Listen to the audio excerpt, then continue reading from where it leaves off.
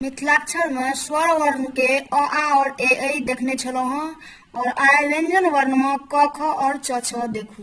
देखियो क ख केना लिखबै पहिले। एना के एगो डाँड़ देलियै, एना के त्रिभुज जकाँ बनेबै, एना कऽ देबै, भऽ गेलै क।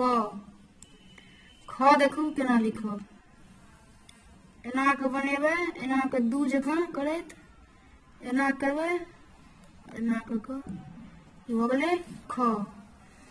आब देखियौ ग केना लिखबै।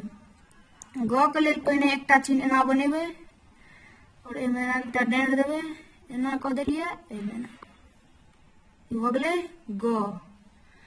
अब घ देखियौ केना लिखबै।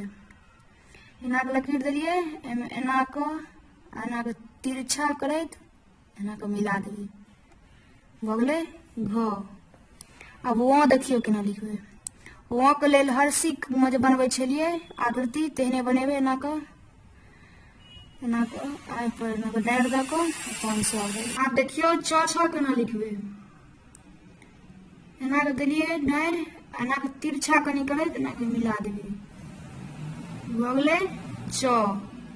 छ के लेल एनाहिए करबै सेम, एना के आ तकर बाद तिरछा करैत एना के मिला देबै, एहि पर एना के तीन जकाँ भऽ गेलै छ।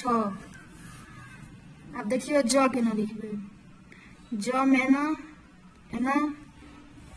बना देलियै, एहिमे एना कऽ देलियै, एकरा एना भऽ गेलै ज। अब ज के लेल देखियौ केना लिखबै, जेना लिखै छलियै हँ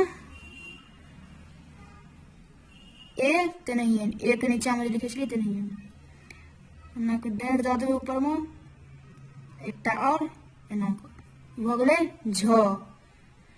फेर बनेबै एकटा जेना ए बनबै छलियै तेनाहिए, यहाँ पर एना के तीन जगह दऽ देबै, भऽ गेलै या।